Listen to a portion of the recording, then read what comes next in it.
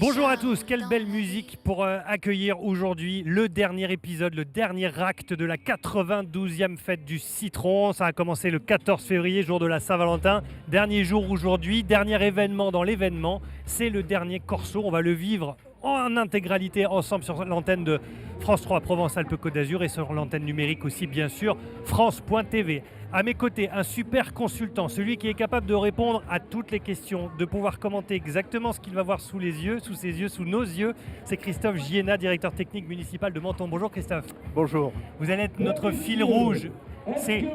On a hâte que ça commence cet événement, on a hâte aussi que ça se termine parce que pour vous j'imagine que c'est un gros événement. Est-ce qu'on peut parler de kilomètres pour le Corso qui va défiler aujourd'hui sous nos yeux? Alors oui, tout à fait. Donc le Corso du dimanche, c'est sur 1 km qu'il se déroule.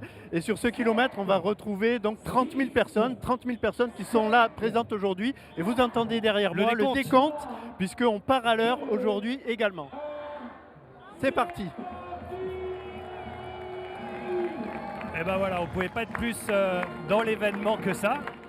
Ça commence avec les premiers confettis qui sont lancés sur la foule qui est là. La foule, il faut qu'on vous dise un mot quand même sur la foule. Il y a 30 000 habitants à Menton. Eh bien, il y a 30 000 visiteurs de plus que le nombre d'habitants de la ville. Ça paraît dingue, c'est considérable en fait comme événement. On double la population le temps d'une journée. Absolument, donc ça nous oblige forcément à mettre un plan de circulation spécifique en place, de pouvoir garer près de 310 bus, donc c'est quelque chose de très voilà, c'est très important. On a aussi des partenaires particuliers avec la SNCF, puisqu'on fait en sorte que nos visiteurs viennent dans les meilleures conditions, donc utilisent les transports en commun. Mais bon, voilà, ça se passe bien on est quand même assez rodé maintenant. Et ça y est, donc ça commence, vous voyez, les chars vont faire leur premier kilomètre, leur premier mètre, comme ça. Alors, comment ça va se passer à peu près en termes d'organisation? Ce sont des chars, il y en a combien? Alors déjà, il y a 10 chars fruités sur la parade. Et entre chaque char, on va retrouver des troupes, comme on peut le voir à l'écran. Donc des troupes qui vont compléter le spectacle, avec également d'autres chars qu'on appelle visuels. Vous verrez un gorille géant, voilà, une sauterelle géante. Voilà. Donc on agrémente nos chars fruités avec d'autres troupes qui sont des troupes musicales également. D'accord, des groupes musicaux qui vont défiler donc justement entre ces chars. Et alors pour nous faire vivre l'événement vraiment de l'intérieur, on va rejoindre nos envoyés spéciaux. Ils sont à quelques mètres de nous, mais il reste quand même des envoyés spéciaux, Coralie Beck et Frédéric Cerulli, qui pour le moment sont tout clean, tout beau, tout propre.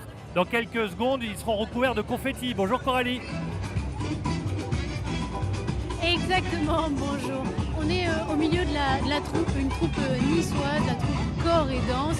Et vous l'avez dit, il y a 30 000 personnes autour de nous. On va aller justement à leur rencontre. On va monter sur les chars, prendre effectivement beaucoup de confettis et suivre ce Corso avec vous donc sur ce kilomètre.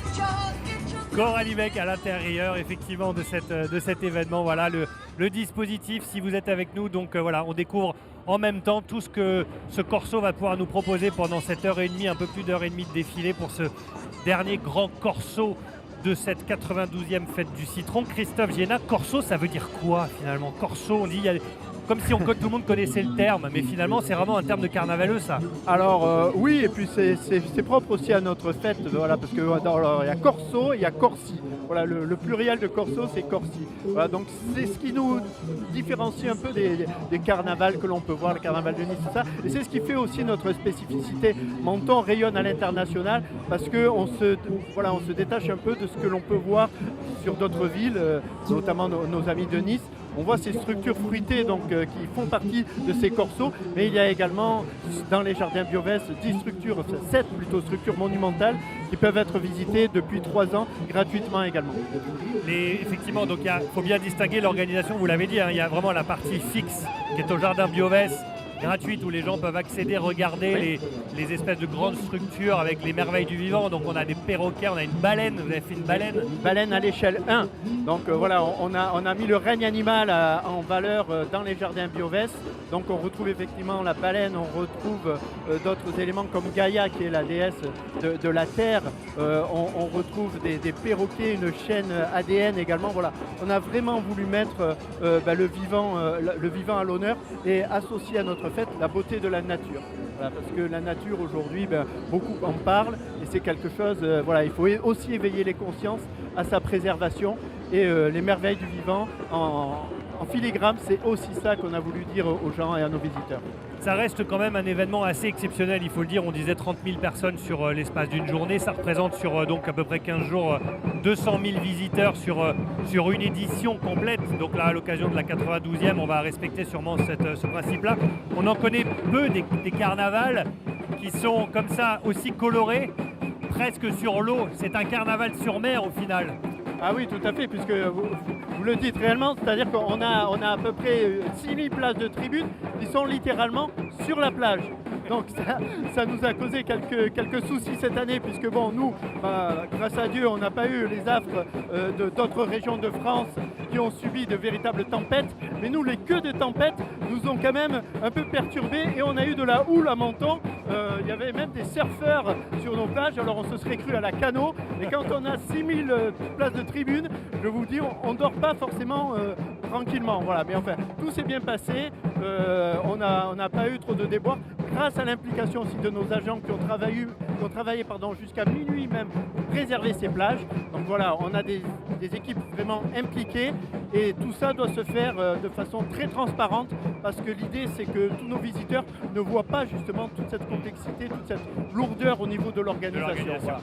Alors on revient à ce que vous voyez sous nos yeux, effectivement. Donc on va essayer de filmer un peu au fur et à mesure de leur passage les différents chars qui seront présentés et puis aussi les animations entre les chars. Là par exemple on a Planète Vapeur. Hein.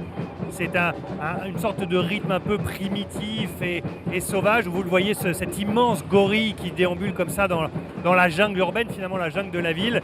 Et en fait il y a un échange qui se crée, c'est-à-dire que quand on voit ce gorille passer et qu'on est au pied de ce gorille, on a tous l'impression qu'on est en train de partager un moment privilégié et unique avec lui, comme si on était seul avec lui en fait. Oui, tout à fait. Et puis bon, il y a ces superbes danseuses aussi qui sont suspendues à ses bras. À un moment donné, une d'elles va même se retrouver dans sa main, donc en référence au fameux film King Kong. Donc voilà, et puis on a aussi des percussions qui accompagnent ce char qui est vraiment est très très spectaculaire. Donc c'est un char qui vient de la troupe Planète Vapeur qui nous fait également l'honneur cette année d'avoir créé une structure spécifique que l'on verra défiler tout à l'heure qui s'appelle Océania, qui a été créée sur la thématique de cette année.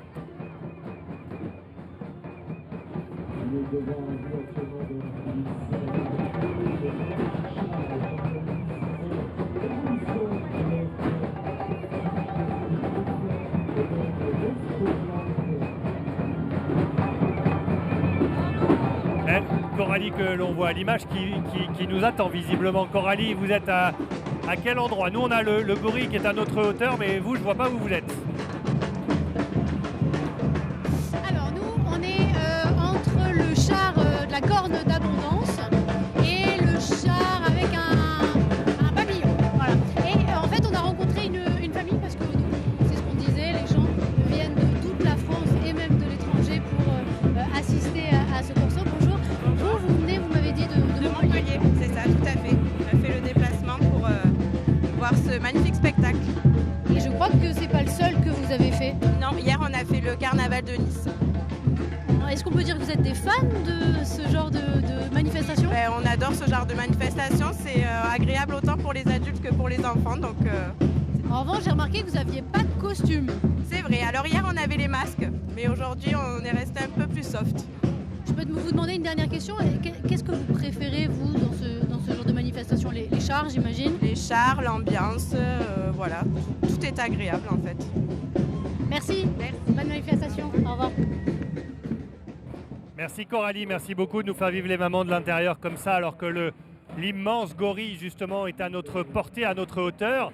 Du coup, c'est vraiment impressionnant de les voir en vrai. On va les écouter parce qu'on a vraiment les entrailles qui vibrent avec le son des tambours. Écoutez.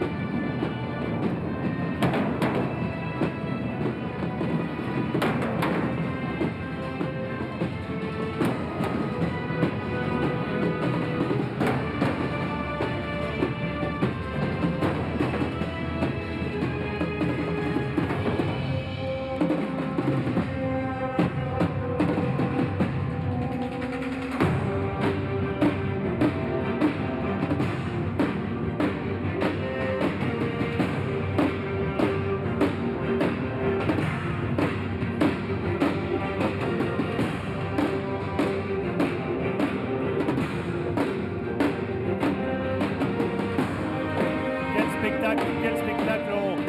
On vit ce dernier corso donc à l'occasion de la 92e fête du citron, le dernier corso de cette année 2026 avec le thème des merveilles du vivant. Ce gorille, vous en avez dit un mot, mais effectivement quand on voit les autres choses qui vont pas tarder à arriver, ça promet un beau programme. Christophe Géna, qui est-ce qui détermine et qui donne le thème chaque année? C'est collectif ou c'est une personne qui dit tiens, si on faisait ça cette année? Alors, il n'y a pas vraiment de règles, on va dire. Il y a un brainstorming qui peut être réalisé. De toute façon, à l'issue, c'est toujours le maire qui prend la décision. Voilà. Donc sur la dernière... On lui fait des propositions? Oui, bien sûr, on lui fait des propositions. On essaye d'avoir une thématique assez large pour justement avoir un champ des possibles le plus large possible. Après, il y a des thématiques qui sont plus ciblées. On essaye aussi de coller à l'actualité. Je parle de ça en référence au thème des Jeux Olympiques d'il y a 2 ans. Voilà, c'était une manifestation planétaire, donc on s'est collé à cette thématique. Donc voilà, l'année dernière c'était la tête dans les étoiles, donc c'était un thème également très large qui nous a permis d'aller des étoiles culinaires jusque dans l'espace. Voilà. Et là cette année également, voilà, c'est une thématique très large, les merveilles du vivant. Donc tout était possible pour nous. C'est vrai qu'en termes de réalisation, on a plutôt mis à l'honneur le règne animal. Mais voilà, c'est un thème qui a été choisi par le maire sur proposition des services. Depuis 1959, le premier thème, c'était le premier thème à partir du moment où vous aviez mis un thème, hein, puisque le début de cette grande fête du citron, enfin le début du carnaval, c'est 1895, mais en 1959, là où on a commencé à mettre des thèmes, c'est le thème des fleurs, il y a eu l'amour, le thème des 4 saisons, la musique, le citron fait la foire, le cinéma, les contes et légendes, Alice au pays des merveilles, Walt Disney Studio, Vive l'Espagne, enfin c'est vraiment des thèmes hyper variés. Oui, tout à fait. Chaque année, donc, il nous faut trouver ce nouveau thème, on va dire. Voilà. Et puis, il y a des thèmes qui, pour nous, ont été très formateurs, parce que forcément, quand on travaille avec Disney, il y a un niveau d'exigence qui nous fait grandir également. Voilà, et c'est de vrais souvenirs et de véritables expériences. Donc, c'est justement tous ces thèmes qui font que la fête du citron est ce qu'elle est aujourd'hui. Alors on a vu passer juste derrière nous, et il est passé à l'image aussi longuement, on l'a vu cet énorme dinosaure. Qu'est-ce que c'est? Alors tout à l'heure vous parliez des structures citronnées et fruitées, là on a un bel exemple hein, justement. Oui, tout à fait. Donc là en fait voilà, on est sur un dinosaure qui en fait est le char qui s'appelle Évolution de l'œuf, puisque en fait le dinosaure donc c'était aussi des ovipares.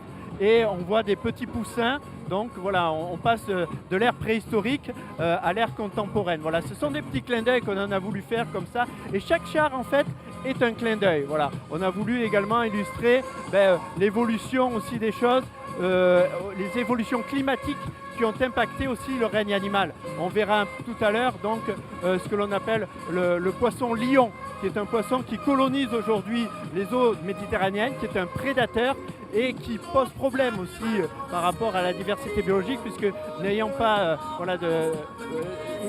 en fait il vient, il mange tout ce qui se passe au niveau de la Méditerranée. C'est un poisson qui était d'abord dans les eaux très chaudes et qui aujourd'hui par rapport au réchauffement de la Méditerranée est venu nous coloniser nos eaux, et ça pose un problème. Voilà, donc c'est en écho aussi à l'évolution du temps, à l'évolution atmosphérique. Il y a plein de petits clins d'œil comme ça au niveau de la fête.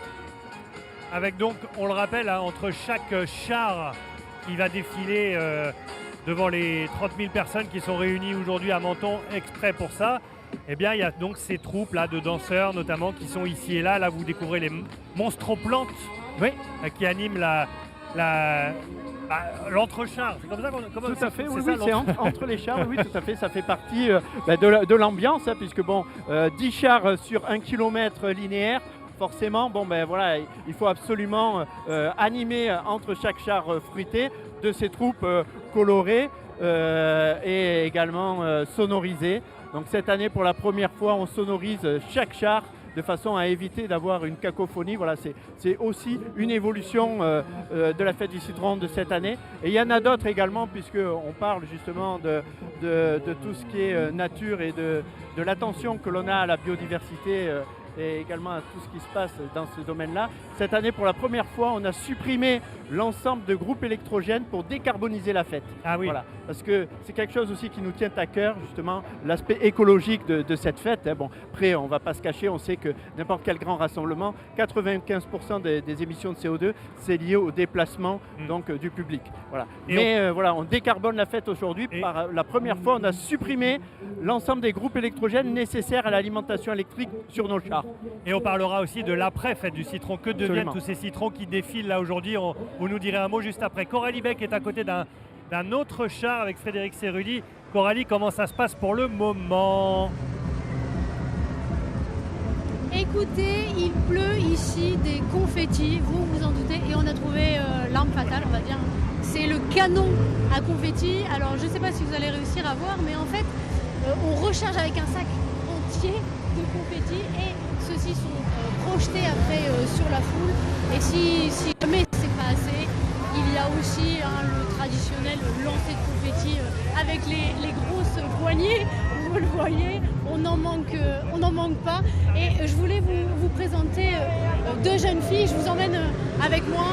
Vous découvrez ici ce char avec le cygne et son cignon géant. Et les jeunes filles sont en train de ramasser les confettis pour se faire des munitions. Expliquez-moi les filles, qu'est-ce que vous êtes en train de faire? En fait, je souhaite un bon carnaval. Ah, super! Et tu fais des provisions pour pouvoir lancer après sur ta copine? Oui, Qu'est-ce que tu as bien aimé sur le char là? Tu as vu quoi? Maman, c'est quoi ça? Des citrons. Oui, exactement. Des citrons et des oranges. Moi, j'ai mis des citrons et tout le carnaval. Et tout le carnaval. Super. Bah, profitez bien les filles et bonne bataille de confettis. Merci. Ah, ça, il y en a des kilos de confettis. Merci beaucoup Coralie avec Frédéric Cerulli derrière la caméra. Les confettis, on est capable de dire le nombre de tonnes, Christophe Viena, sur l'intégralité de l'événement, sur 15 jours, un peu plus de 15 jours de fête?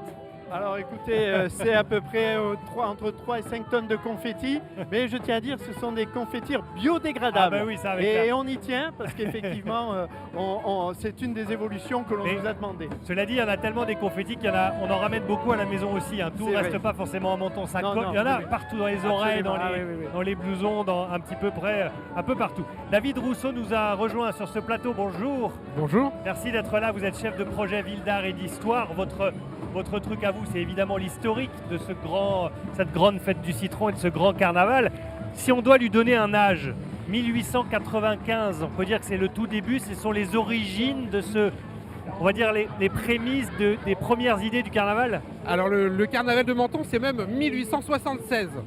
Donc c'est l'instauration du carnaval de Menton qui va concurrencer pendant un moment celui de Nice. La reine Victoria va même y participer.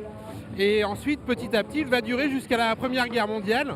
Et les vraies prémices de la fête du citron, c'est les années 20, fin des années 20. Et depuis, ça ne cesse de... C'est à partir de quand on peut dire que ce carnaval est rentré dans l'histoire? C'est-à-dire que c'est devenu la vraie carte d'identité, le vrai patrimoine de la ville de Menton. Alors, cette idée, elle va émerger très tôt. Elle émerge en 1925, en fait. Il y a une première idée de faire quelque chose autour des fleurs et des fruits.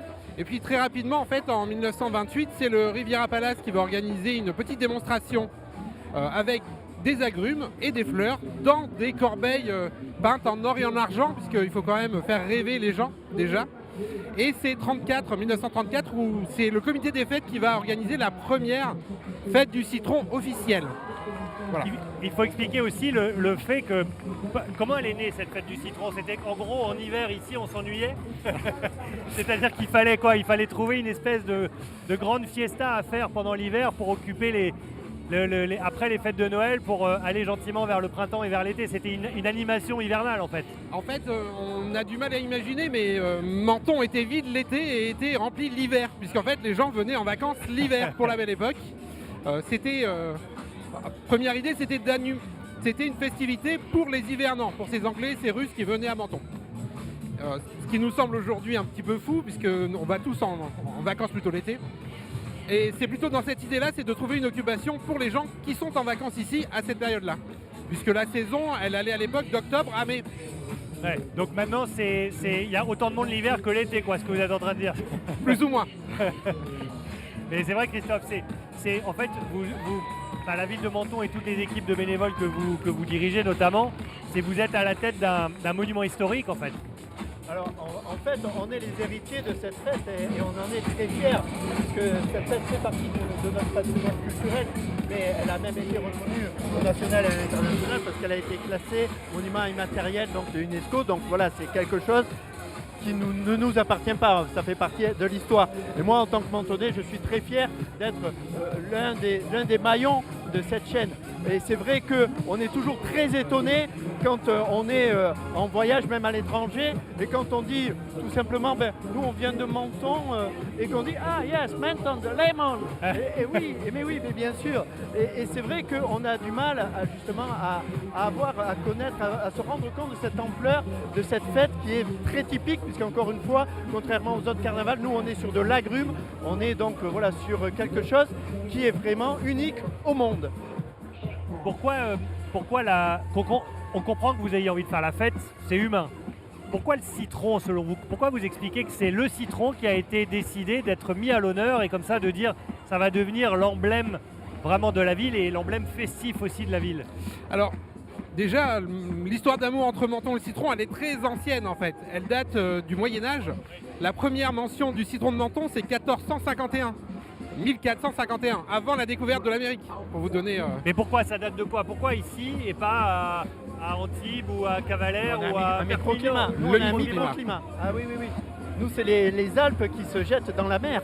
Donc du coup, on est d'ailleurs la ville d'Europe, le plus au nord où on cultive le citron. D'accord, voilà, parce que justement ce microclimat nous permet d'avoir donc une remontée de chaleur et qui se colle aux Alpes et qui redescend la nuit. Donc Menton est la ville la plus tempérée d'Europe. Ça ne veut pas dire la plus chaude, la plus froide, bien au contraire, ça veut dire qu'à Menton, on ne trouve pas des extrêmes en termes de température et ça permet justement d'avoir une culture du citron qui, comme le disait mon collègue, voilà, s'est installée il y a des siècles en arrière et c'est la rencontre de cette culture, cette agrumiculture avec l'hôtellerie qui s'est développée donc au XVIIIe siècle qui a donné naissance vraiment à la fête du citron.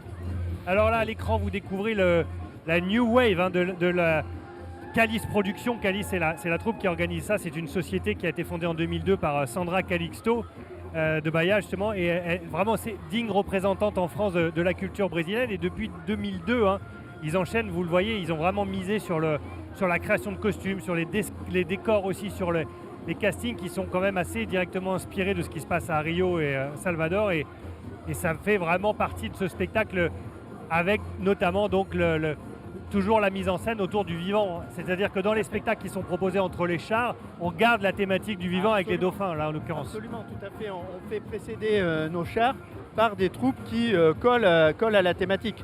Et donc le corso de nuit même, ce sont des troupes qui ont des costumes qui sont illuminés et qui ont également un intérêt nocturne. Voilà, on essaye vraiment d'être toujours raccord par rapport à ce que l'on propose sur nos chars fruités. Avec les spectateurs qui sont déguisés, vous avez vu ce petit tigrou. On reparle de l'histoire justement avec David Rousseau, chef de projet de la ville d'art et d'histoire. Tout à l'heure, vous avez évoqué la reine Victoria, 1882. La reine a dit quoi? Elle a dit tiens, il se passe des choses à Menton. Je sais que j'ai beaucoup de mes sujets qui vont là-bas parce que c'est bon pour les poumons et on respire bien. Je vais aller voir ce qui se passe. Alors, il y a ça et surtout, c'est médecin traitant et c'est celui qui va créer en fait Menton en tant que station climatique. C'est le docteur Bennett qui vient à Menton pour se soigner et qui est guéri. Et il propose à toute sa clientèle ensuite de venir à Menton pour se soigner. Et il va convaincre la reine Victoria de venir à Menton. Elle vient 2 fois. Et donc, est-ce que vous avez eu elle n'a pas laissé de traces, il n'y a pas un livre d'or, il n'y a pas un petit mot. Déjà, elle a laissé un pont, puisque on a aujourd'hui, donc en limite de commune, donc un pont qui s'appelle, voilà, où il y a la reine Victoria, le monument. Mais bon, après, je ne sais pas si moi, elle m'a rien laissé, je ne sais pas si à toi, elle t'a laissé. Alors, c'est surtout les journalistes de l'époque qui ont laissé des traces, mais elle n'a pas signé de livre d'or. On n'avait pas encore eu l'idée de le faire signer. Est-ce que depuis, c'est un événement qui fédère comme ça, au-delà du côté festif, est-ce qu'il y a un enjeu derrière, un peu, pas politique, mais c'est important de se montrer au festival, au carnaval, de dire, regardez, il y a la reine Victoria qui est venue. Est-ce que c'est, dans l'histoire, vous avez trace comme ça du passé est-ce que le carnaval la fête du citron de Menton se retrouve dans les livres d'histoire pour d'autres raisons? Oui, alors, elle est marquée aussi par l'histoire parce que la principale annulation, c'est la guerre, évidemment, la Seconde Guerre mondiale. 1991 avec la guerre d'Irak où tout est prêt et puis finalement on ne peut pas faire la fête du citron. Mais on a aussi de grandes personnalités qui sont venues sur la fête du citron. On a en 1955 Miss Tinguette qui vient à Menton. Et surtout, Menton a toujours été une ville d'art. Et en 1952, elle décide de prendre à son compte le fameux prix Orange et Citron. Le prix Orange et Citron du cinéma. Et en fait, tous les ans, donc, la ville remettait le poids en citron et en orange à un comédien qui était choisi par la presse du cinéma. Évidemment, orange s'il était jugé comme sympa, et citron pour ceux qui étaient un petit peu plus difficiles à interviewer. Un peu plus acide. Comment? Un peu plus acide. Même si le citron de Menton n'est pas acide. Oui. Alors, on va en parler tout à l'heure justement avec un producteur qui va nous rejoindre, Nicolas Magnan, avec son magnifique chapeau, vous le verrez tout à l'heure. Il est venu avec des citrons. Il paraît qu'on peut mordre dedans sans enlever la peau. Alors là, à l'écran apparaît le char numéro 1. Le char numéro 1, c'est vraiment les beautés sous-marines avec notamment une magnifique tortue. Et il faut signaler que celui qui conduit ce char s'appelle Bernard Abdi. C'est le plus ancien conducteur, c'est ça? Alors, c'est un des premiers conducteurs de char, effectivement. Donc, Bernard, c'est la joie de vivre. Voilà. Rien que lui, il nous envoie au moins 2 tonnes de confettis. Il faut qu'on le restreigne, Bernard. Alors, il est magnifique ce char, effectivement, on le découvre avec ces images, les merveilles du vivant, cette magnifique tortue, et derrière, donc, ces citrons et ces oranges qui sont accrochés. Christophe, vous allez me dire si je me trompe, mais il y a un chiffre qui est intéressant, c'est que pour fixer là, ces citrons et ces oranges, il y a plus de 750 000 élastiques. Alors pas pour ce char évidemment, mais pour l'ensemble de cette fête. Comment on fait pour commander sur Internet? Ça, la reine Victoria, elle ne pouvait pas le faire. Non, à l'époque, non. Comment on fait pour commander 750 000 élastiques pour venir ici à Menton?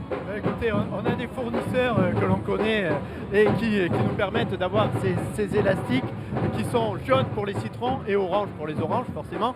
Et c'est dans tout début des années 60 en fait que l'on a commencé à mettre ces élastiques sur les chars pour emprisonner un à un les fruits. Parce que c'est d'où leur nombre, parce qu'il faut à peu près 120 tonnes de fruits pour une édition. Donc tout à l'heure vous me parliez de ce char, c'est à peu près 3 tonnes et demie de fruits pour un char. Voilà. Alors je laisse faire le calcul, hein. Les ménagères savent qu'un kilo d'orange c'est à peu près 5 à 6 oranges. Voilà, d'où le nombre de 750 000 élastiques. Effectivement, quand on voit l'image, on se rend compte que Bernard n'est pas avare de confettis. Et ça nous permet aussi de voir sur cette image notamment la hauteur de ces structures par rapport à la tribune. On se rend compte qu'elles sont... C'est vraiment quand on est au pied de cette structure qu'on se rend compte de son immensité. Hein. C'est 5,50 m. Hein, donc tous les chars sont gabarisés parce que, je répète, on les remonte tous les soirs donc dans la vallée du Fossan. Et il faut déjà les calibrer au gabarit routier, hein, parce que bon, il faut quand même qu'on les remonte par la route. Et forcément, il y a des réseaux qui traversent la voie. Et donc, on gabarise tous nos chars à 5,50 m de haut. Et là, on voit notamment, alors ça se voit pas forcément à l'image, mais sous nos yeux, il y a des câbles, les câbles électriques et les câbles, ça passe vraiment pile dessous, tout est calculé, bien sûr. David Rousseau, est-ce que à l'époque, dans l'histoire, ces structures étaient déjà aussi grandes? Non, alors... Christophe parlait justement de l'utilisation des élastiques à partir des années 60. C'est ce qui va permettre justement cette montée en hauteur. Avant, on enfilait les citrons et les oranges pour faire des guirlandes. Et du coup, c'était beaucoup plus statique, beaucoup plus lourd. difficile à changer et c'est vraiment cette invention de l'orange, de l'élastique qui va nous permettre de monter, enfin au service technique, de monter petit à petit, même si on avait déjà atteint les 2,50 m dans les années 40. Donc il y avait une marge de progression quand même. Et la durée de la fête aussi, ça nous a permis d'allonger la durée de la fête, puisque là, sur de l'élastique, on n'altère pas le fruit, d'accord ? Donc ça nous permet de conserver le fruit sur la quinzaine. Voilà. Oui, il est juste un peu pressé, mais en même temps c'est leur avenir, hein, Voilà. le citron aux oranges, et il n'est pas non plus complètement, complètement sous Le pression. diamètre des élastiques est calculé pour ça. Alors juste derrière à l'image, regardez, Golden Phoenix a été fondé en 1988 en Espagne. Hein. C'est un groupe qui fait le tour du monde régulièrement avec une petite touche d'exotisme. Ils sont quand même allés en Roumanie, à Hong Kong, à Macao, aux Émirats Arabes Unis aussi. Et pendant cette fête, justement pour cette année, les danseuses ont des costumes qui ont entièrement été faits à la main. Vous voyez, on dirait, ça me fait penser à Yana Kamura pendant la cérémonie d'ouverture, tout doré comme ça ressemble beaucoup. Couleur or, évidemment, c'est le thème. Hein. Comme chaque année, ça on fait pas. Depuis la reine Victoria, c'était déjà les couleurs du citron. C'était quand même assez. On dit que le citron est le fruit d'or, hein. Donc Oui. voilà. Et surtout, petite différence historique, c'est qu'à l'époque, les confettis devaient être soit jaunes, soit verts. Ah oui. Il n'y avait pas d'autre couleur. Merci beaucoup David Rousseau d'avoir fait une petite parenthèse dans cette grande fête. Vous l'aimez cette fête aussi, hein, en tant qu'un peu mémoire de cet événement? Oui, tout à fait, ça fait partie de la culture mentonnaise très large et vraiment du patrimoine et ça fait partie de la vie quotidienne des Mentonnais, même si c'est 2 semaines. Ça marque vraiment toute la ville de toute l'année. Merci beaucoup, merci David d'avoir fait un petit stop sur notre plateau ici pour commenter l'événement. Coralie Beck est à côté de danseuse. Est-ce que Coralie danse ou pas? Pour le défilé, donc vous avez 1 kilomètre à tourner avec vos robes. Ça doit pas être simple tout ça en chorégraphie. Alors c'est chorégraphié, on répète quand même bien en avance et voilà, du coup on arrive à être coordonnés. Voilà. Vous faites plusieurs défilés, je crois, dans les Alpes-Maritimes. Oui, tout à fait, on a fait Nice, Bormes-les-Mimosas, entre autres on a déjà fait Mandelieu aussi, enfin plusieurs autres villes, mais voilà. Et aujourd'hui on est à Menton avec plaisir. Merci beaucoup. Attention. Merci Coralie, merci beaucoup pour ces petits moments de direct comme ça. Voilà, ça nous permet de mieux comprendre un peu comment ça fonctionne. Il faut expliquer, je suis toujours avec Christophe Giena, hein, directeur technique municipal de Menton. En fait, Christophe, c'est une espèce de grande boucle, hein, on est d'accord, c'est-à-dire qu'on tourne autour du boulevard de la mer, là, du boulevard de la promenade du soleil, promenade de la mer. Et après on revient sur l'intérieur. Et on tourne en rond, c'est-à-dire que c'est comme un grand circuit, pas rond mais ovale, quoi, après, j'ai envie de dire. Il fait 1 kilomètre. D'1 kilomètre, et comme ça tout le monde peut voir évidemment le même spectacle, mais pas au même moment. Absolument, non, pas au même moment, mais ça veut dire que où que l'on se trouve sur le Corso, même si on reste au même endroit, à un moment donné, on verra la totalité des 10 chars fruités et des troupes qui défileront devant vous. Alors que vous voyez à l'écran le char numéro 2, hein, ce sont les oiseaux du paradis qui arrivent à peu près à notre hauteur, avec toujours le conducteur qui conduit ce char qui fait donc plusieurs tonnes, entre 3 tonnes et 4 tonnes, voilà, et qu'il avance quoi, à 2 km/h, 3 km/h, mais il faut quand même faire attention parce qu'il y a énormément de sécurité autour. Absolument. Et en même temps, il distribue les confettis. En même temps, il distribue les confettis. C'est une maladie, ça, hein.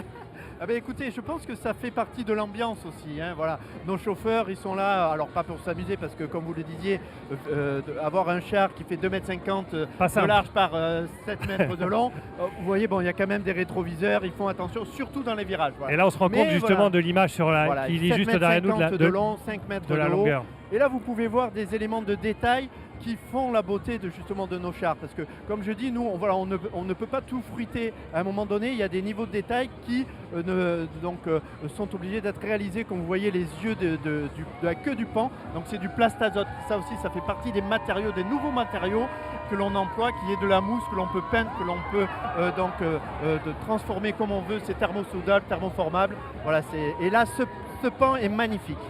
Voilà. Le but du jeu parce que là, ce qu'on découvre à l'image, c'est que les danseurs et les animateurs, les ambianceurs sur le char lancent les confettis, tout comme le confettiseur pilote, pas le confiseur, mais le confettiseur. Mais le public le renvoie aussi. Absolument, voilà, c'est une bataille. En fait, c'est l'interaction. On cherche justement à faire participer les gens et à ambiancer justement cette fête du citron. C'est pas uniquement un défilé. On est là pour s'amuser. C'est exactement ce qu'on voit, regardez, c'est juste là, voilà. Voilà, c'est n'importe. C'est dommage qu'on n'en ait pas. On peut leur lancer des.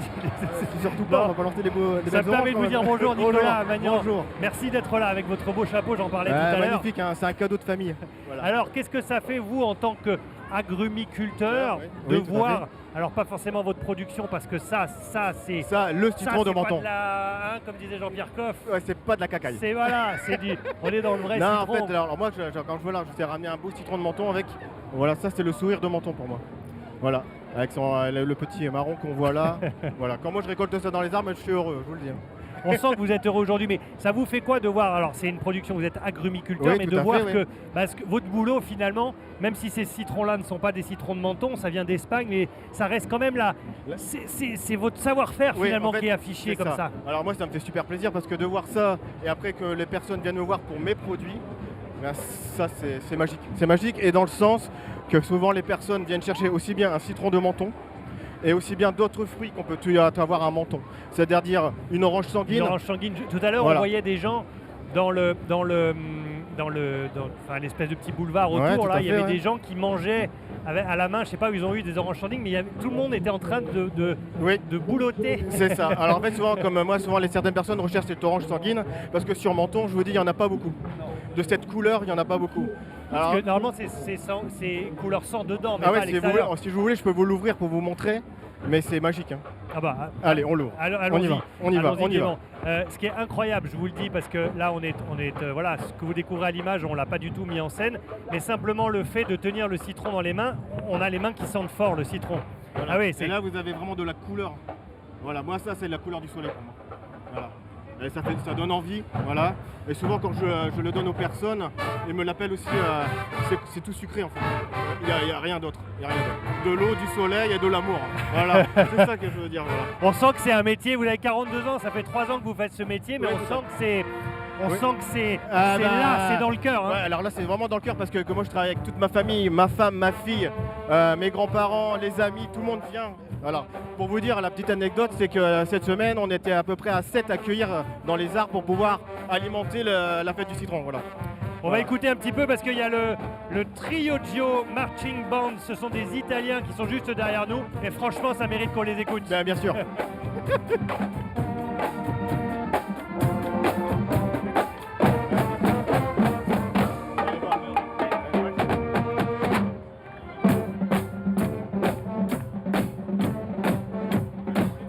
Merci.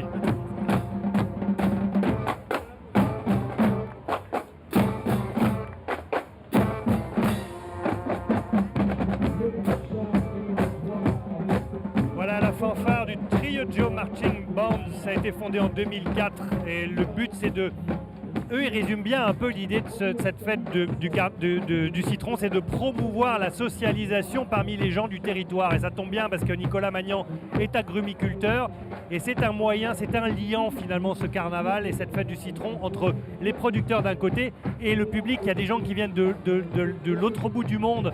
C'est un liant ce carnaval en fait. Absolument, c'est une fête, comme on dit, c'est une fête populaire, voilà. Et nous, ça nous fait plaisir justement, dans ces temps de plus en plus difficiles, de leur offrir ce moment d'évasion, ce moment de joie, ce moment de fête. Et voilà, et les gens viennent ici de façon détendue, on le disait encore ce matin.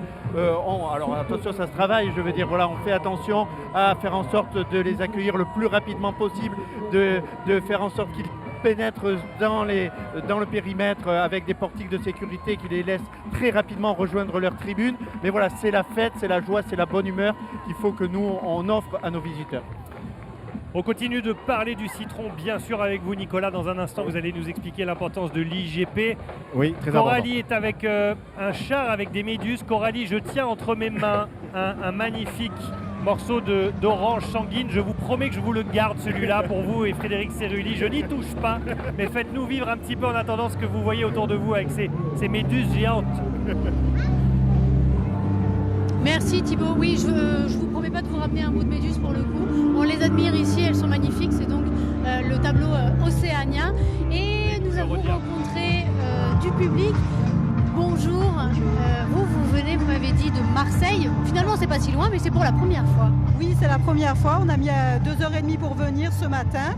On est venu en groupe, on est 5 pour pouvoir faire cet instant. Voilà. Et alors justement, qu'est-ce qui vous plaît dans ce défilé? Alors les costumes, toutes les parades, les chorégraphies, tout est beau. Il y a tout à voir ici, c'est trop beau. Dans les différents tableaux, qu'est-ce que vous avez aimé, vous? Que ça soit varié avec de la danse, des belles décorations et l'ambiance aussi avec les confettis. C'est super sympa. Et alors, est-ce qu'on pense finalement au citron de Menton, quand on regarde comme ça ce spectacle, ou est-ce qu'on est omnubilé finalement par les confettis? Plus par les confettis, oui, je dirais par les confettis. Voilà, le décor, l'ambiance, tout à fait. Merci beaucoup. Merci Coralie. Alors qu'il neige sur notre plateau, effectivement, on est de retour ici, on est juste à côté du casino, hein, au bout de à mi-chemin de cette espèce de grande promenade de la mer. Derrière nous, un ours blanc et orange aussi, et jaune avec de la neige. Oui, ça fait partie des clins d'œil, comme je disais, sur le dérèglement du climat. Alors forcément, on le dit en filigrane parce qu'on n'est pas là pour faire pleurer non plus. Mais comme je le disais, le thème « Les merveilles du vivant », c'est aussi notre responsabilité d'éveiller un peu les consciences. Et là, on a un magnifique ours blanc qui est meuché par notre mascotte nationale, j'allais dire John Lemon. Voilà, on a donc notre John Lemon au-dessus de ce magnifique ours blanc de 3 tonnes et demie, donc pour vous dire s'il est beau, avec son traîneau. Voilà. C'est incroyable. John Lemon, c'est vraiment l'emblème de notre ce carnaval. mascotte. Ouais, c'est ça. Oui, tout à fait. C'est notre mascotte qui a été créée vers les années 2014. Et donc aujourd'hui, à chaque sortie, il est présent, il est parmi nous, il est sur les chars. Il déambule même, vous pourrez le voir peut-être parmi vous pour quelques photos. Et en tout cas, cette année, il est sur 2 ou 3 chars. On l'a vu tout à l'heure également juché sur la tortue lutte, où il était habillé en homme grenouille. Voilà, il est avec nous, John Lemon. Alors, entre ce John Lemon et le char numéro 4, avec, vous en parliez tout à l'heure, le papillon, enfin non pas le papillon, la planète vapeur, pardon, Microcosmos qu'on voit à l'écran. Ouais, tout à fait. C'est vraiment le minuscule finalement qui devient gigantesque. Une espèce de sauterelle, vous le voyez, de 12 mètres de haut, qui a un regard religieuse pour être parfaitement exact. Ah oui, d'accord, oui, je pensais que oui, effectivement. Elle est magnifique, elle est toute articulée. On retrouve des danseuses suspendues et c'est également la société Planète Vapeur qui vient nous la présenter. Voilà, un partenaire de longue date qui intervient également sur le carnaval de Nice.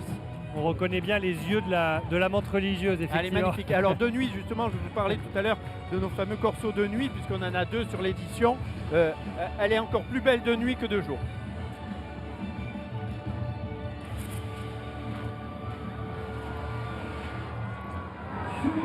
Et là, vous voyez Gilles Povina d'ailleurs qui est aux commandes et qui conduit sa structure articulée.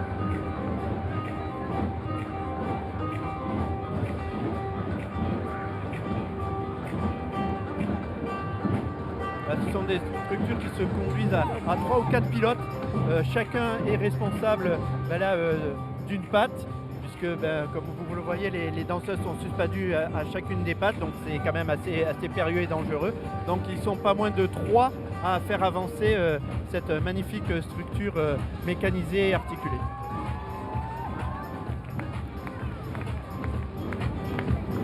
Si vous nous rejoignez, donc on est bien sur France 3 Provence-Alpes-Côte d'Azur et sur la plateforme numérique de France Télévisions, France.tv. On vit ensemble le dernier corso, c'est-à-dire ce dernier grand défilé de la 92e fête du citron, avec le thème, on l'a compris, de la fête du vivant, les merveilles du vivant, justement, avec toute une thématique autour des animaux. Et n'oublions pas donc que les grandes stars de cet événement, ce sont justement les citrons, les oranges et toute la production qui va avec. J'évite pour le moment de mordre dans cette magnifique orange sanguine qui me fait de l'œil depuis tout à l'heure, parce qu'il paraît que ça tâche énormément. Ouais, ça tâche énormément. Ouais. Mais c'est très bon. Donc c'est super bon. Je vais quand même. Moi, je vous dis, allez-y sans problème. Avant cela, je voudrais savoir avec vous, Nicolas Magnan, vous êtes agrumiculteur. Hein, ça fait 3 ans que vous êtes lancé dans cette aventure avec votre votre femme et votre fille, c'est une affaire de famille. Ouais, la famille, ma petite fille qui a 10 ans, voilà. C'est une aventure collective, voilà. C'est quoi l'aventure de l'IGP en un mot, c'est quoi l'IGP? Alors l'IGP, ça veut dire indication géographiquement protégée. C'est-à-dire que c'est une gamme de... En fait, c'est certifié pour dire que c'est vraiment le citron de Menton. Vous pouvez pas vous tromper en fait. Voilà. Pour nous, en tant que producteur, c'est valorisant parce que quand il est IGP, on sait très bien qu'il n'y a pas de sous-entendu avec d'autres pays exportateurs, quoi. Voilà. On m'a toujours dit le sourire. On peut manger, croquer dans un citron. Bien sûr. Sans faire si vous voulez, je vous le coupe. Non mais on peut mordre directement. Oui, croquer, allez-y. Mais c'est-à-dire, est-ce que tout manger? On peut tout manger. Même la peau. Même la peau. Même la peau. Allez-y. Allez, on y va. C'est juteux.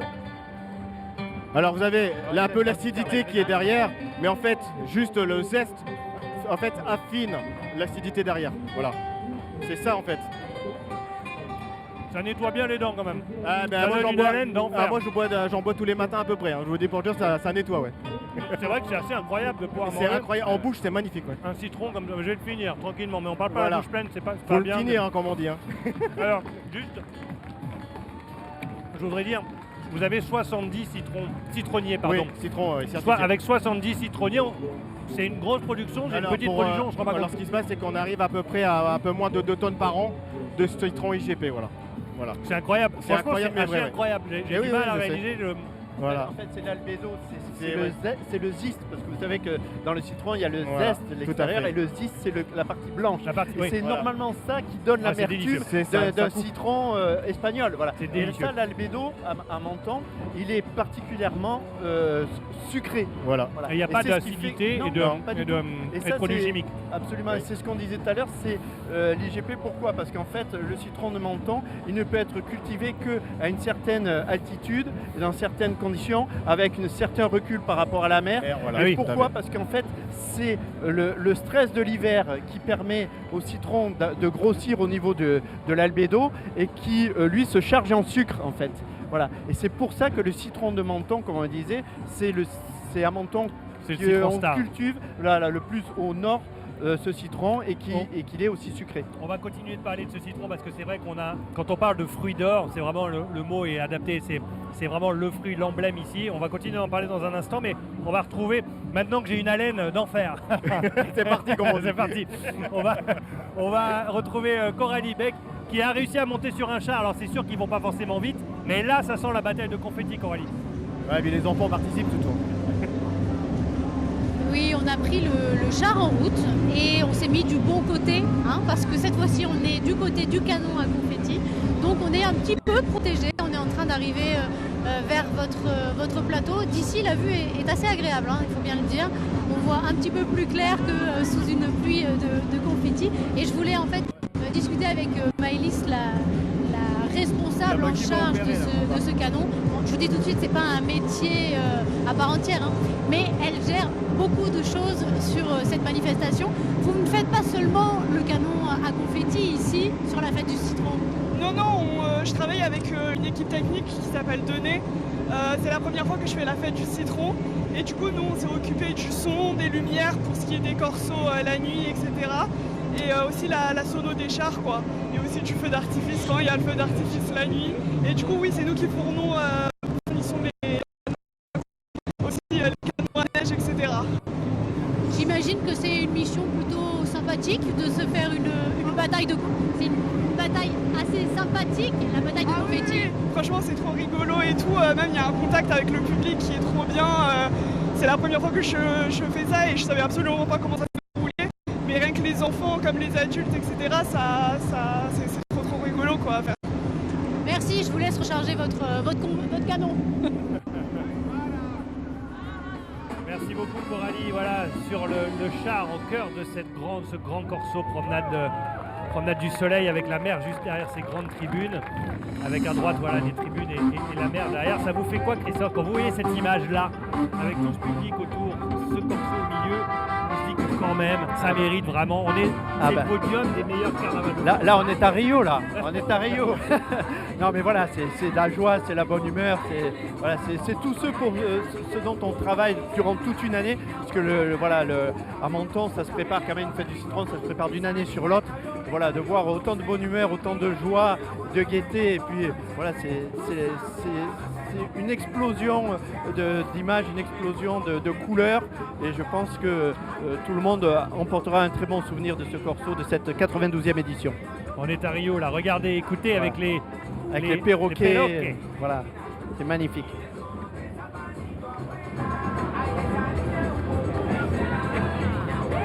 Là, on est sur le Sambodrome de Menton.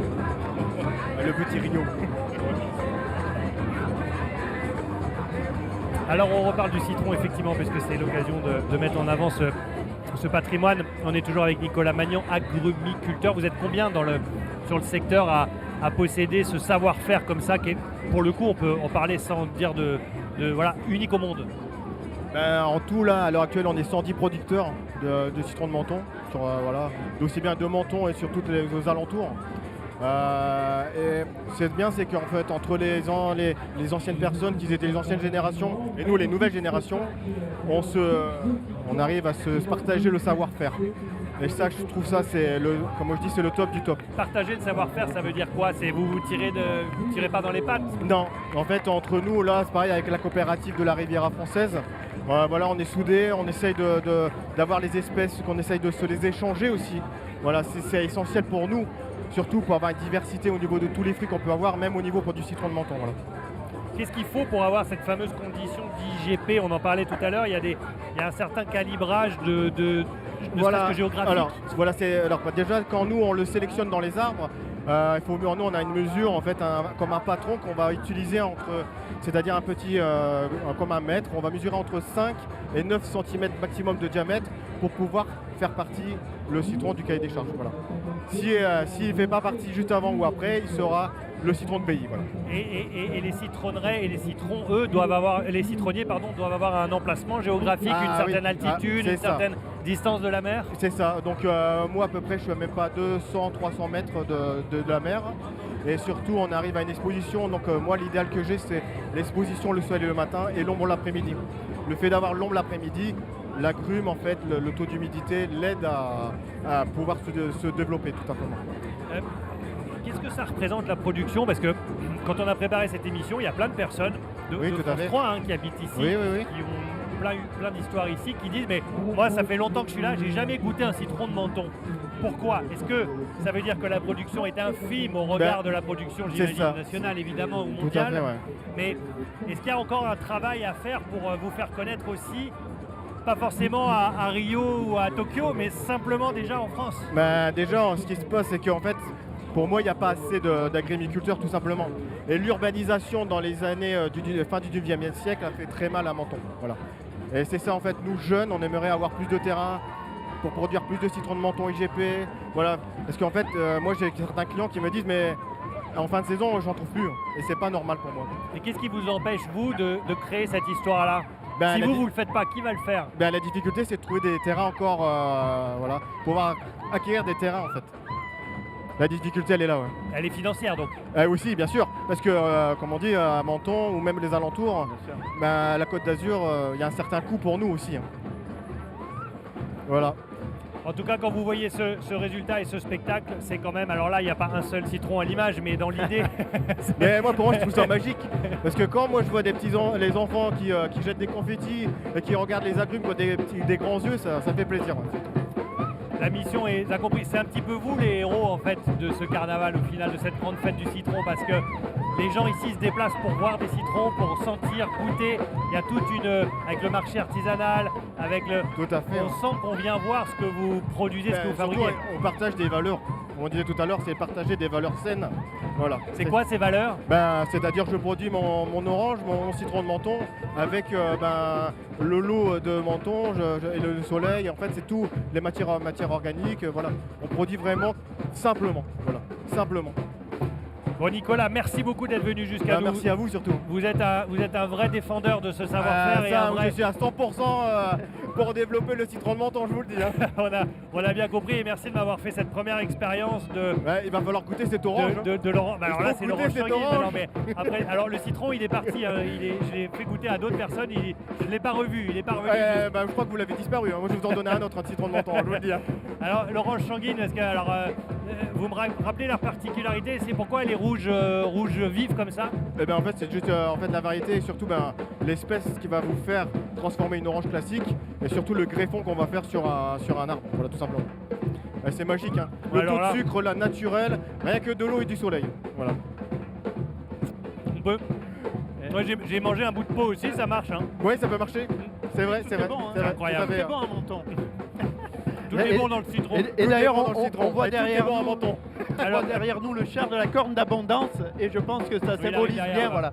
Ça symbolise bien Menton parce que comme on le disait, bon, on a forcément cette culture du citron, mais on a cette chance d'avoir ce climat doux dont on parlait. Et il y a beaucoup d'autres agrumes qui peuvent être cultivés à Menton. Hein, je pense tout à fait, oui, il n'y a pas que ça. Vous ne me contrariez pas là-dessus. Voilà. Des kumbava, et voilà. Et là j'ai la dernière clémentine de la fin de saison.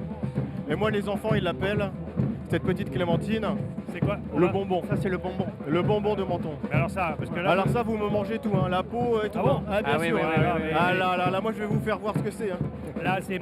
Là c'est magique, vous allez voir ça c'est magique. C'est le bonbon. La clémentine de dernière saison, le petit bonbon. Voilà. Là ça c'est le petit bonbon. Voilà à l'image, regardez le corso avec le public derrière, elle est belle, elle est magnifique cette image. Et là, à la main, le petit bonbon, la différence. Avec une orange navette du matin. Bon alors donc ça se mange direct aussi. Allez-y. Ça c'est le bonbon. Allez, après on en reparle. Christophe, vous y allez avec moi? Allez, moi je vous laisse choisir. Je vais goûter le bonbon du Menton. Allez-y. Là pour le coup, même moi, Mentonais. Où est-ce qu'on peut trouver ça, ce genre de choses? Que des producteurs comme nous. Oui, la difficulté elle est là. Moi c'est dingue. C'est dingue, eh ben oui que c'est dingue. Alors c'est notre kumquat. C'est la passion de la grume, voilà. Pas du tout amer hein. Eh non, c'est magique. Non. C'est vraiment une vraie chance que l'on a de cultiver tout ça ouais. sur notre commune. Et on cultive même d'autres choses puisqu'il y a des producteurs qui ont diversifié justement leur culture avec de l'avocat.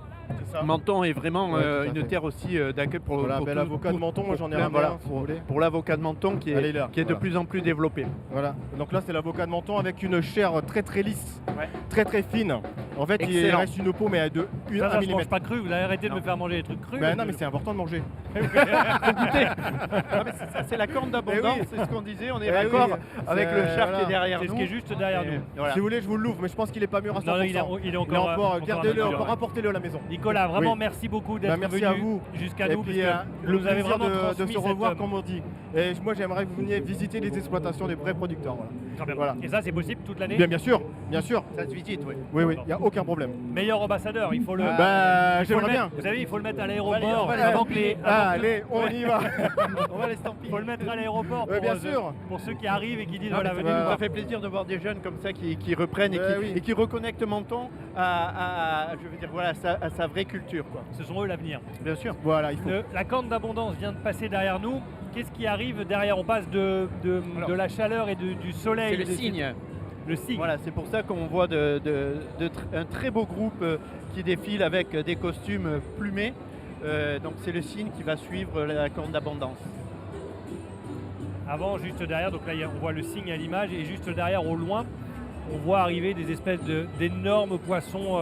Oui, alors ça c'est parce que ça précède un autre char, comme je vous le disais. Voilà, derrière le char, il va y avoir donc Océania, qui est une structure tout articulée également, ça fait partie des chars d'animation, une structure tout articulée qui a été spécialement créée pour le thème de cette année, donc les merveilles du vivant, vous allez voir, c'est un mélange de chimère d'une femme avec un corps on va dire de langouste, parce que de crevette ça serait la dévaloriser, mais bon voilà, donc c'est vraiment quelque chose d'extraordinaire.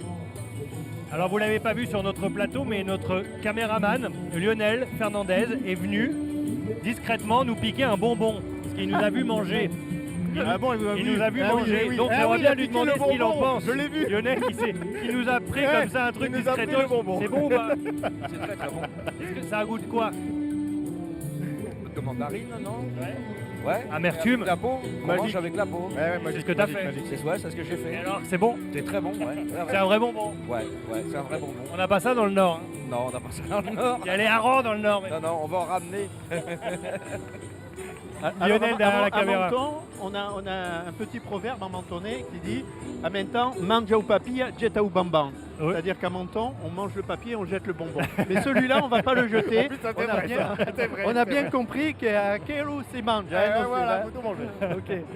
Allez, on continue notre diffusion de ce corso. Si vous nous rejoignez, soyez vraiment les bienvenus. Regardez cette carte postale. D'un côté, le char, la mer qui est juste derrière. Alors, on n'a pas un temps forcément idéal aujourd'hui en termes vraiment, on est Côte d'Azur, mais regardez, il fait quand même beau. Il y a un monde incroyable. On parle de 30 000 personnes. C'est le double de la population de Menton qui est venue aujourd'hui pour découvrir ce dernier corso de cette 92e fête du citron placée sur le thème des merveilles du vivant. Christophe, en tant qu'un de ces organisateurs justement de cet événement, ça fait plaisir de voir que tout se passe bien, ça fait plaisir de voir que les gens sont contents et qu'un événement comme ça continue de ramener autant de monde. Hein. Absolument, voilà, c'est un peu notre fierté et comme je disais, voilà, on ne fait partie que des acteurs qui ont émaillé toutes ces décennies au fil du temps. Voilà, on n'est que voilà, un petit maillon de la chaîne, mais voilà, ça nous fait plaisir de voir que avec tous les efforts et toute la coordination de tous les services, parce que je le rappelle, la fête du citron à Menton, c'est la totalité des services municipaux qui sont mobilisés, depuis la police municipale en passant par la voirie qui tout à l'heure va intervenir pour nettoyer tout ce circuit, mes agents qui interviennent également sur la réalisation des décors, mais également sur la partie logistique, puisque c'est nous qui fermons le périmètre. Voilà, c'est tous les services, l'office du tourisme qui commercialise justement cet événement et qui permet à tous ces gens d'acheter leurs tickets. Voilà, c'est vraiment une grande chaîne et chacun fait partie d'un maillon et c'est tout ce maillon et cette chaîne qui permet justement d'avoir ce spectacle et d'offrir ce spectacle dans les meilleures conditions. Voilà, il faut vraiment que les gens viennent, attendent le moins possible et le spectacle est au rendez-vous et est au rendez-vous aujourd'hui, on le voit dans les yeux des enfants et sur la figure des gens. Voilà, c'est un spectacle grand public où tout le monde est émerveillé et ça c'est une vraie fierté. Alors c'est un spectacle grand public mais c'est pas un spectacle gratuit pour ceux qui sont en tribune. En termes de réservation, comment est-ce que vous mesurez vous l'impact des réservations à l'avance? En gros, on réserve d'une année sur l'autre pour venir participer à un de ces corsos ici présentés tout au long de cette fête? Alors, pas d'une année sur l'autre, mais maintenant, on a un site qui a été très développé depuis 3-4 ans et on a on va dire 81% des réservations se font en ligne. Voilà. Et alors, j'allais dire, on est de plus en plus victime de notre succès parce que cette vente en ligne, des fois, nous amène à avoir des corsos qui se jouent, comme on dit, à guichet fermé. Voilà. Et c'est dommage parce que quelque part, il y a des gens qui viennent nous visiter. Alors, même si on a quand même toujours un petit quota de billets que l'on essaie de retenir pour que les gens qui viennent le jour même puissent avoir à disposition ces places, mais on s'aperçoit malheureusement que ce n'est pas suffisant. Donc, on a pris en considération ce manque de place et c'est pour ça que sur l'édition 2026, on a étendu le corso du jeudi. Voilà. Parce qu'en fait, jusqu'à présent, on était sur un corso du jeudi un peu resserré, qui était sur 800 mètres. Et là, cette année, pour la première fois, on est retourné sur le corso, j'allais dire historique, c'est-à-dire qui tourne à l'ouest du casino. On retourne sur un corso de 800 mètres. Et là, on a augmenté la jauge. On est passé d'une jauge de 15 à 20 000 personnes, ce qui permet aux personnes qui malheureusement n'ont pas pu avoir de billets sur les éditions du dimanche, de se reporter sur les éditions du jeudi. Et ça nous a permis également de pouvoir offrir les jeudis soirs la sortie des 10 chars fruités. C'est-à-dire que les jeudis, les gens peuvent maintenant voir le même nombre de chars fruités que ce qu'ils peuvent voir le dimanche. C'est quoi le budget d'un carnavalier? Quelqu'un qui veut participer l'année prochaine, il faut que... Voilà, ça représente quoi selon le premier prix? C'est quoi pour accéder ici au bord de Corso? J'allais dire, tout dépend si on prend en compte le repas ou quoi que ce soit, mais je pense que voilà, avec une trentaine d'euros par personne, on arrive à s'acheter un sandwich et puis à venir boire un verre et puis venir sur le promenoir. Quoi. Voilà, le promenoir, c'est cette grande zone, ce grand cercle comme ça autour des... Parce que c'est vrai qu'il y a les gens qui sont en tribune, donc eux voient le spectacle qui leur est proposé, mais tous les piétons qui sont autour peuvent se rendre là où ils veulent. Absolument, et ils ne sont pas, disons, enclavés ou derrière des cordages ou quoi que ce soit. Voilà, c'est vraiment très participatif. Les gens peuvent déambuler, être au contact des troupes, au contact des chars. Et c'est ce qui fait le charme justement de notre corso. Et des confettis dans les cheveux comme on peut le voir à l'écran. On vit ensemble donc ce grand défilé, ce grand char avec 10 chars qui défilent, ce défilé de chars. Et avec donc la planète vapeur Océania, hein, c'est cette sirène totalement envoûtante avec les yeux qui bougent comme vous pouvez le voir. C'est un véritable ode à la mer hein, avec cette créature un peu envoûtante, des légendes, des profondeurs. Ça incarne la magie, ça incarne la beauté et les mystères de l'océan. Ça paraît rien, mais c'est une vraie performance de faire cligner les yeux. Ah ben là, c'est un vrai savoir-faire et pour ça, on peut compter justement sur des sociétés comme la société Planète Vapeur qui est présidée qui appartient à une des plus vieilles familles, si ce n'est la plus vieille famille de carnavaliers niçois qui nous font l'honneur chaque année de venir participer à la fête et ils ont ce savoir-faire. Voilà, ce sont des vrais professionnels du spectacle qui se produisent tout au long de l'année dans différentes fêtes dans l'Hexagone, voire même à l'étranger. Ils sont allés exporter le carnaval niçois en Chine. Et ils ont été choisis par la ville de Nice comme ambassadeurs du carnaval de Nice et ils ont exporté plusieurs chars par container jusqu'en Chine. En bateau, en bateau. Pour traverser ouais, tout à fait, ça a duré 1 mois et ils sont allés donc exporter le carnaval de Nice là-bas. Nous on n'exportera pas le citron parce que le citron à Menton on le garde précieusement. Pour ici. On parlait des tribunes il y a un instant, on va rejoindre Coralie Beck qui est à l'intérieur des spectateurs sages qui sont un peu épargnés, Coralie, des confettis visiblement. Oui, c'est exactement ça. En fait, il y a vraiment différentes stratégies. Soit on est debout le long du parcours et on peut profiter donc du spectacle, mais aussi des confettis. Il y a les gradins et il y a aussi ceux qui habitent ou qui squattent, on va dire, les balcons des appartements de Menton pour assister d'en haut au spectacle. Alors généralement sur les gradins, donc c'est bien sûr des places assises sur réservation numérotée. On a rencontré beaucoup d'étrangers, des Allemands par exemple. Et là, ces dames sont suisses. Bonjour. Vous me disiez que vous êtes venu exprès pour ce spectacle. Oui. Qu'est-ce que vous en pensez ? C'est très très joli. Alors, c'est incroyable. J'ai jamais vu quelque chose comme ça. Oui. Qu'est-ce qui vous plaît justement ? Qu'est-ce que vous aimez ? Les couleurs, la fantaisie, tout, c'est beau aussi. Oui. Oui. Merci, bon spectacle.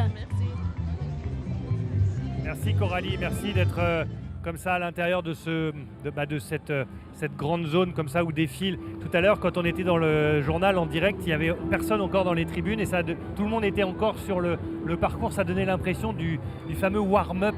Désolé de parler en anglais, mais c'est que comme ça le terme de Formule 1, pour aller voir un peu les Formule 1 avant qu'elles s'élancent. C'est un peu ça, les chars étaient positionnés, les gens peuvent s'approcher à ce moment-là. Oui, tout à fait, puisqu'en fait, nous, on essaie d'ouvrir le site dès 11h de façon à ce que les gens puissent commencer à déambuler. Alors, il y en a certains qui se restaurent à l'intérieur de l'enceinte. Ça permet à nos restaurateurs de pouvoir les accueillir très tôt, puisqu'ils font à peu près 2 à 3 services par édition. Et puis les gens, comme ça, commencent à s'approprier le site, à choisir le lieu où ils souhaitent voir ce corso. Donc voilà, c'est bien qu'ils puissent y pénétrer le plus tôt possible.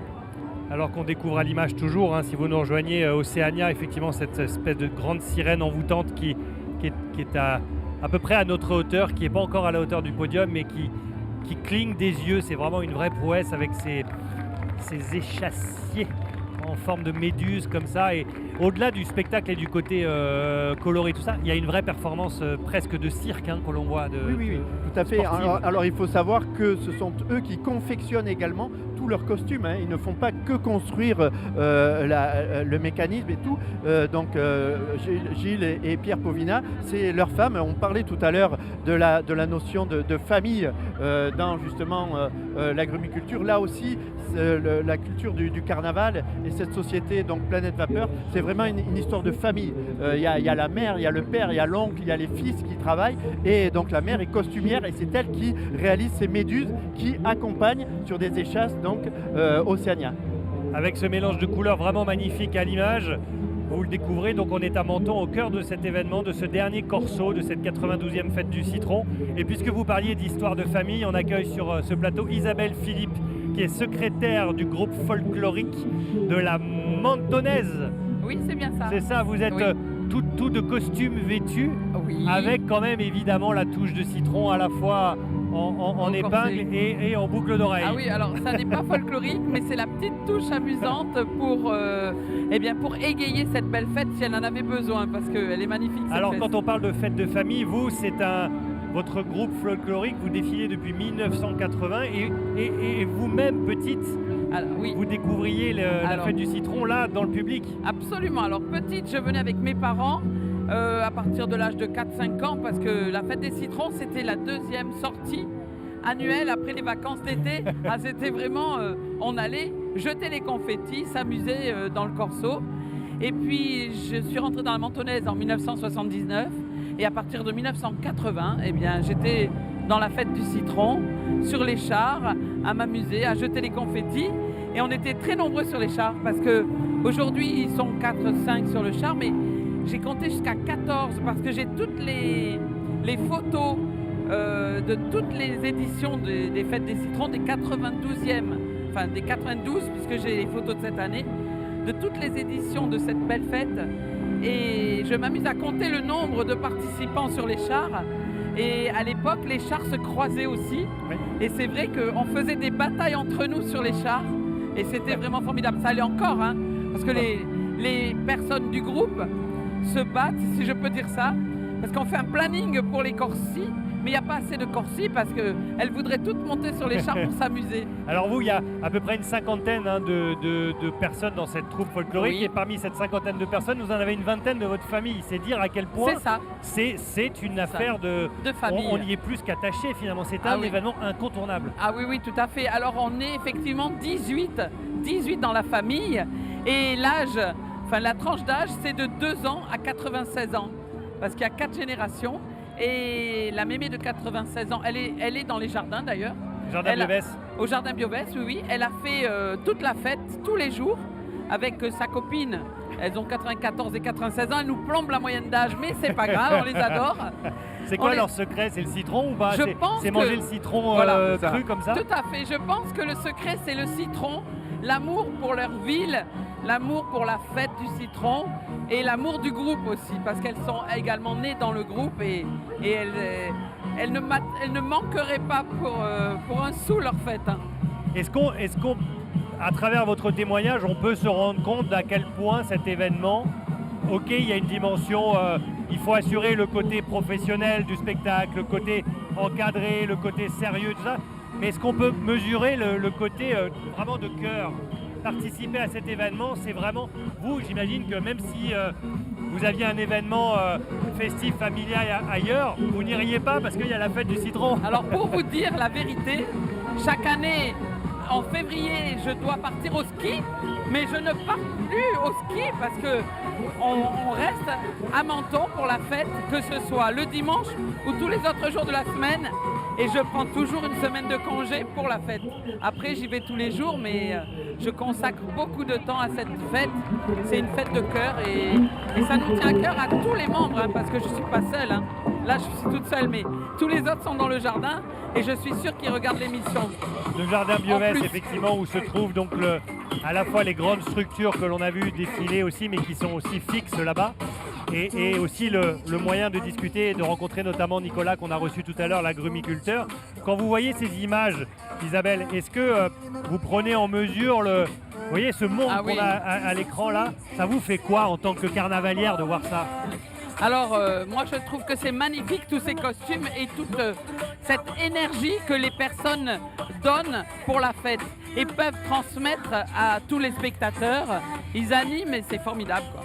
Ah oui, oui, c'est magnifique. Ça vous donne. Là, on vous a demandé de venir pour nous expliquer un peu justement ce que vous êtes en train de faire. Ça vous démange d'y retourner là? Ah bah oui, bien sûr, c'est exactement ça. On n'attend que ça. Bien sûr, bien sûr. Je n'ai pas pu aller sur le char parce que j'avais l'interview. Hein. Alors c'est quel char le vôtre? Alors c'est le monarque, le papillon. On l'a vu, il est pas encore. Ah. Alors donc ce que je vous propose, Isabelle, vous allez retourner parce que je sens que vous avez envie d'y aller. Vous allez retourner sur le char et vous nous ferez des grands signes quand vous passerez devant. Ah oui, d'accord. Ça marche. Mais pour moi, il est passé déjà. Il est passé. Il est Ah, passé. il est passé. Il Ah, est mince. passé, ouais, Et ouais. on le l'a- battement Parce que d'aile, il nous a... j'étais au maquillage quand il est bon. passé, alors j'ai fait des grands signes. Voilà. On va vous laisser quand même y aller. Merci beaucoup d'être venu Mais nous raconter merci. un petit peu votre aventure. Merci bien. C'est une affaire de famille, vous êtes là encore. Et les petites mamies de 95 ans, finalement, c'est des petites jeunes. Exactement. Le citron, je pense que c'est leur breuvage quotidien qui leur donne Breuvage cette de jeunesse. jouvence. C'est un breuvage de jouvence. Et on en Qui- profite pour souhaiter une merveilleuse fête des grands-mères aussi, parce bah que oui, c'est leur, bien c'est sûr, leur oui, fête. tout à fait, c'est leur fête. Aujourd'hui. Merci beaucoup, à en toutes tout les cas. Sylvie, à toutes les Françoises qui regardent cette émission, on les embrasse fort. Merci beaucoup. Isabelle, Merci, je vous laisse au retourner revoir. faire la fête, hein. On va pas vous J'y empêcher vais. de faire la fête. On continue donc de découvrir ce qui se passe à l'écran, vous le voyez. Alors, est-ce qu'on est capable de reconnaître qui est à l'écran là? Regardez sur les images. Christophe, est-ce que voilà, ça danse, ça chante avec les grands chapeaux pointus comme ça? C'est une troupe italienne, je crois que c'est eux qui viennent d'Alba. Alba qui est une des provinces italiennes et qui est connue notamment pour sa troupe, pour sa Pavulaise. truffe blanche, pardon. Pavulaise, voilà, c'est ça, le groupe folklorique Pavulaise été fondé dans les années 70, en 1970 d'ailleurs, avec des danseurs qui ont un long chapeau hein, qui servait autrefois de guide pour les parades. En fait, ça a amené l'âme et le guide des parades du carnaval. Ça symbolisait un petit peu leur appartenance avec une musique totalement différente de ce qu'on a écouté tout à l'heure. Écoutez.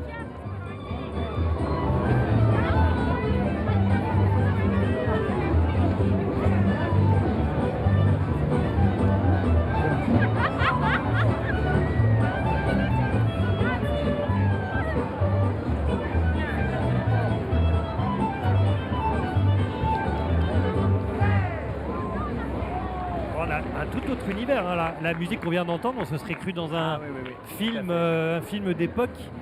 Il y en a pour toutes les cultures, toutes les musiques, tous les styles finalement. Bien sûr, oui, tout à fait. C'est la diversité que l'on veut offrir à nos spectateurs, justement. Et puis bon, voilà, on est aussi à côté de l'Italie, donc on ne se prive pas justement d'aller chercher ces troupes italiennes qui viennent colorer et animer notre défilé. On a aussi souvent des lanceurs de drapeaux qui sont très spectaculaires. Là, on ne les a pas sur cette édition. Mais voilà, beaucoup de troupes également maralpines qui viennent compléter ce défilé du Corso. Et comment sont choisies ces personnes qui dansent sous le regard des enfants? Il y a un casting, il y a des propositions. C'est vous qui faites votre choix ou ce sont eux qui viennent proposer leur savoir-faire? Alors non, c'est au sein du service événementiel où en fait ils font des recherches sur la thématique et en fonction justement des chars, des dessins des chars, comme on le disait tout à l'heure, on reste connecté à la cohérence de notre défilé. Donc voilà, cette année il y avait beaucoup d'éléments sur la nature et tout ça, donc c'est pour ça qu'on a plusieurs groupes qui sont ou plumés ou qui sont connectés justement à ces éléments du règne animal. Et là on a aussi des troupes qui comme ça sont très colorées, sont animées avec des musiques très entraînantes. Et ça c'est le choix et c'est la sélection, la présélection du service événementiel. Avec à l'image la grande girafe. Alors celui-là, il y en a des. Ça c'est l'Arche de Noé. L'Arche de Noé. Toujours, comme je disais, c'est le clin d'œil toujours donc, à la thématique, les merveilles du vivant. Donc là, ça veut dire que même dans la tourmente, à un moment donné, l'arche sera présente et nous permettra de sauver l'essentiel. Et voilà, et ça a donné ce très beau char avec ce cou de girafe et ses ailes sur le côté, ces étoiles également qui sont illuminées les jeudis soirs. Ça c'est pareil, qui décide de la fabrication et la conception de ces chars? Est-ce que ça évolue d'année en année? Est-ce qu'il y a des nouveautés qui sont apportées à chaque fois? Ou est-ce qu'on part d'une base, qu'on modernise, ou on garde un peu les mêmes idées qu'on développe? Ah non, Comment absolument ça pas. se passe? Non. Chaque année, comme on le disait, le thème est défini. Et une fois que le thème est défini, à ce moment-là, on travaille avec un maquettiste. Voilà. On lui demande de nous créer une vingtaine de chars et une quinzaine de décors dans les jardins. Tout simplement parce que pour libérer son esprit imaginatif, on ne le contraint en rien, malgré que après c'est à nous à traduire ça en en élément réalisable parce que je rappelle quand même que le 1 mètre carré de fruits, c'est 45 kilos. Donc on a quand même des contraintes fortes en termes de résistance des matériaux. Donc ça, après, c'est mon rôle de dire ça c'est possible, ça c'est pas possible par rapport au dessin du maquettiste. Et après, c'est le maire, l'autorité territoriale, qui choisit in fine sur une quinzaine de propositions les 10 chars qui illustreront le thème et sur également une douzaine de propositions les 7 décors qui viendront donc décorer les jardins. Voilà. Vincent Pacifico est derrière la caméra, vous avez vu ce grand plan large avec la mer au loin et cette arche de Noé avec les tribunes et la fête. Et là, voilà le plan de Vincent en haut de sa grande tour justement qui permet de nous montrer ce plan. Et en fait, on voit toujours cette espèce il n'y a pas de cordon de sécurité, il y a une espèce d'évidence en fait à faire la fête, les chars passent devant, on n'est pas là à vouloir monter dessus, il y a une espèce de respect mutuel. Et les gens respectent, effectivement, comme vous le disiez, les gens respectent, ils sont là pour s'amuser. Et ça, on arrive vraiment à évoluer vers cette tranquillité en faisant en sorte de les accueillir dans les meilleures conditions, parce que ça n'a pas toujours été le cas.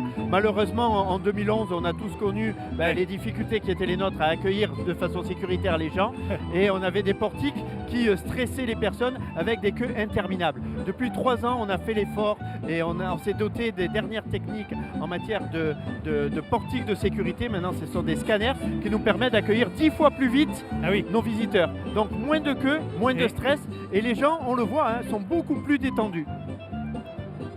Avec Coralie qui était face à ce Coralie face à ce géant, c'est difficile de rivaliser là.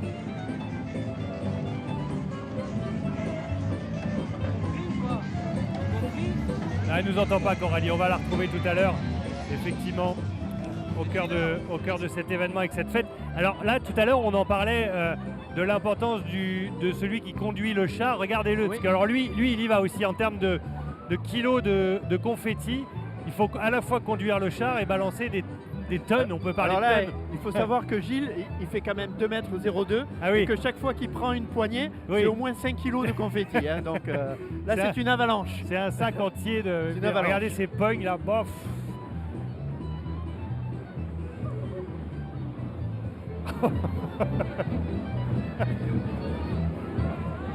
Regardez le passage derrière, une fois que le char est passé, l'état des spectateurs. C'est vraiment un événement complètement dingue. On continue de vivre donc ce corso au cœur de cette 92e fête du citron, placé sur le thème des merveilles du vivant. Comment est-ce qu'on peut résumer, Christophe, cette fête? C'est une fête populaire, c'est une fête humaine, c'est une fête de tradition, de patrimoine. Je vous laisse réfléchir le temps qu'on aille voir cette question de philo, le temps d'aller voir Coralie qui est avec des artistes en pleine représentation. Coralie.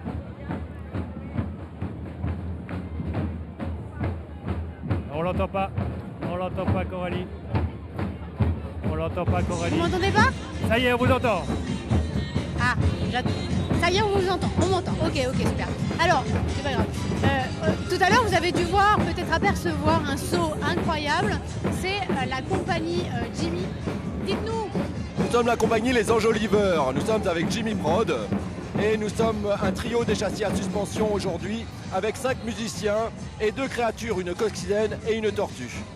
Vous devez en avoir plein les pattes à la fin de la journée. Oui, mais ça va, c'est notre métier. Et puis, c'est que du plaisir. On est porté par le public, on voit les sourires des enfants, les applaudissements des grands-parents et tout ça, c'est formidable. Quel est le thème, justement, de votre groupe? Nous, notre groupe, le spectacle s'appelle Grandeur Nature. On représente des criquets, c'est pour ça qu'on saute dans tous les sens comme ça. On a un papillon sur échasse et toutes les autres créatures sont des fourmis, des choses comme ça. Magnifique et poétique, merci encore. Merci à bon vous. spectacle. Merci Coralie, merci beaucoup avec Frédéric Cerulli derrière l'image. Ça a dû lui faire drôle à Fred de voir un géant sur ces immenses échasses, alors qu'on vous fait vivre donc cet événement ici sur les antennes de France 3 Provence-Alpes-Côte d'Azur et sur le site internet france.tv. On parlait de l'événement. Si on doit résumer ce carnaval, cette fête du citron, c'est un événement populaire, c'est un événement de patrimoine, c'est un événement historique, c'est tout ça à la fois? Oui, c'est tout ça à la fois. Je dirais que c'est une fête populaire au sens noble du terme, j'allais dire. Voilà, c'est vraiment une fête qui est multigénérationnelle. On voit aussi bien des enfants que des anciens venir en toute sécurité. Voilà, ils se sentent bien. Et puis pour nous, c'est aussi une vraie occasion de faire découvrir la ville. Voilà, parce que tous ces visiteurs qui viennent, je rappelle, bon, c'est 60 millions d'euros de retombées économiques, mais on connaît beaucoup de personnes qui reviennent à Menton pour la saison estivale aussi. Bon voilà, c'est une façon de faire découvrir la ville dans une saison où normalement les gens vont plutôt au ski, et faire venir 120 000, enfin même plus de 220 000 personnes dans cette période-là, dans une cité balnéaire, c'est une vraie performance. Voilà. Et pour nous, voilà, c'est la joie de vivre. Et l'un n'empêche pas l'autre. On peut aller, pour ceux qui ont la chance d'habiter là et d'avoir un petit peu de sous de côté, on peut aller skier un bout de semaine ou la journée et venir voir le citron dans l'après-midi. Ah oui, pour tout vous dire. Dans le même week-end. Oui, pour tout vous dire, c'est ce que font la plupart des Mentonnais, parce qu'on parlait de la façon dont les visiteurs vivent la fête du citron, mais il faut savoir voilà, que pour les Mentonnais, alors c'est un peu particulier, c'est un peu différent. C'est-à-dire qu'en fait, quand vous avez 30 000 personnes qui déboulent chez vous, je vais vous dire, vous n'avez pas intérêt à vouloir aller acheter du pain en voiture. Hein. Ouais, voilà, ça fait partie du jeu. Voilà, ça fait partie du jeu. Donc la plupart des Mentonnais, ce jour-là, restent chez eux ou partent très tôt le matin skier, parce qu'effectivement, oui. On a la chance à Menton d'avoir des stations de ski à 1 heure de route. Ou alors ils sont, je ne sais pas si on a moyen de les montrer, mais ils sont à la fenêtre de chez eux. Il y a beaucoup de familles qui sont accoudées à la fenêtre de leur appartement justement et qui regardent la... Pour eux, ils n'ont pas besoin d'avoir France 3, ils ont directement leur balcon à disposition. Petite question qu'on a tous envie de se poser, c'est que deviennent tous les citrons que l'on a vu défiler et que deviennent les routes et tous les confettis après le passage, c'est-à-dire là dans un petit quart d'heure, 20 minutes quand ce sera fini?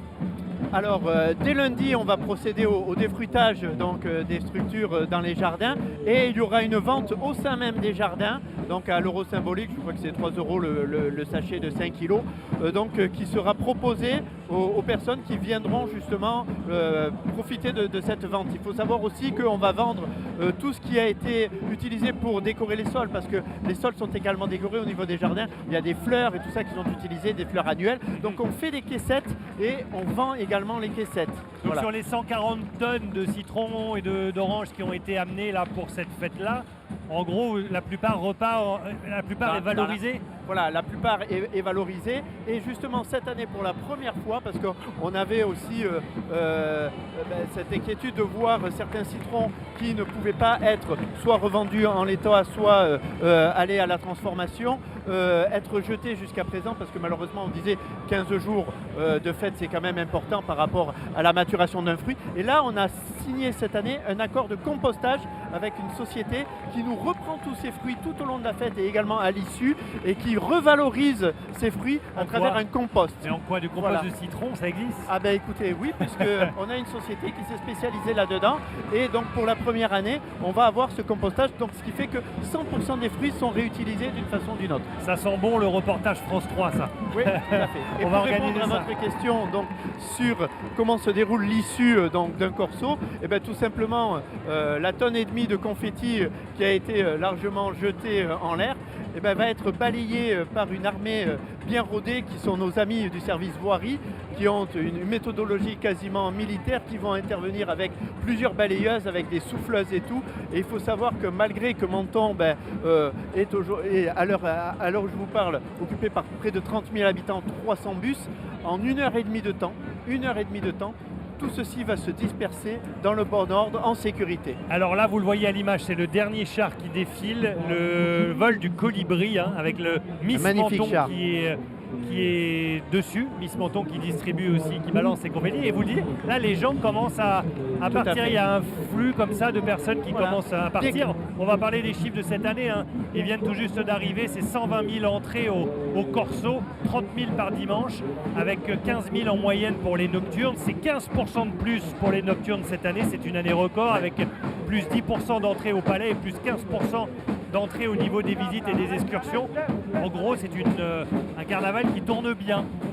C'est un carnaval qui tourne très bien. C'est ce que je vous disais, c'est qu'en fait, on va pas dire victime de notre succès parce que sur les 3 ou 4 dernières éditions, on bat de record en record et c'est notre responsabilité de tenir compte de ça et d'offrir des solutions de substitution dont je parlais tout à l'heure. C'est-à-dire que cette année, on a agrandi le corso du jeudi justement pour permettre à ces visiteurs de pouvoir participer à un spectacle. Voilà. Et dans les meilleures conditions possibles. Il faut savoir que le corso du jeudi, on a 3 tribunes supplémentaires qui sont à leur disposition et ça c'est un vrai plus. Comment vous imaginez ça dans 10 ans? Écoutez, dans 10 ans, je suis persuadé que la fête du citron sera toujours là, qu'elle aura su évoluer. Alors moi, j'ai encore 3 ou 4 ans. Oui, mais après, vous serez comme les petites mamies tout à l'heure dont on parlait, à 92 ans, vous serez sûrement... Alors voilà, dans 3 ans, je n'aurai pas encore 92 ans. Non, bien sûr, non, mais de toute façon, voilà, moi, la fête du citron, ça fait partie de mon ADN et forcément, je suis montonné, je serai toujours là. Mais voilà, on a, nous, contribué à notre niveau, d'autres viendront derrière, voilà. Et c'est ça la magie. Voilà, c'est que depuis 92 ans, il y a des personnes qui se sont succédées au fil des années. Moi, à mon niveau, ça fait la 21e édition, j'ai vu en 21 ans l'évolution de la fête, ce qui fait qu'aujourd'hui, une belle dame de 92 ans qui est la fête du citron, elle a autant d'attrait qu'avant, même plus. Et derrière, ça va perdurer. Voilà, on parlait de la transmission, voilà, quelque chose qui fait partie de l'ADN d'une ville. Forcément, ça va perdurer. Elle n'a jamais eu autant d'avenir, cette belle et vieille dame. Regardez le dernier char que l'on voit à l'écran. Il est juste à notre droite, là, avec Miss Menton, justement, qui est en train de clore ce grand corso. Ça nous a permis de vous faire vivre comme ça cette belle histoire de cette 92e fête du citron. Je voudrais remercier Gérald Tessier, Séverine Maignan, Julien Fouché, Corinne Escoffier dans l'oreillette, la script évidemment, et Rémi Dupont pour la réalisation de ce signal. On n'a pas perdu Lionel Fernandez qui a toujours encore un goût de citron dans la bouche après avoir goûté ses citrons en direct donc sur ce plateau. Et un grand merci aussi à toutes les équipes de France 3 Côte d'Azur qui sont au son, qui sont à l'image, qui sont à la lumière pour nous faire vivre avec toutes les images et voilà, et on remercie aussi Coralie Beck et Frédéric Cerulli. Merci Christophe d'avoir été... Ça vous a fait... C'est marrant de voir l'événement comme ça, un peu différemment. C'est marrant parce qu'en fait, ça m'a fait drôle parce que jusqu'à présent, depuis 20 ans, c'est la première fois que je ne participe pas. Voilà. Donc ce qui me fait dire que mes équipes sont bien rodées et que même sans moi, ça peut perdurer. Donc c'est parfait. Vous êtes un merveilleux consultant. Merci à tous. Merci d'avoir été avec nous, que ce soit sur Internet ou à la télé. Vive le citron et vive la grande et belle fête de Menton. Merci à tous. Vive Menton.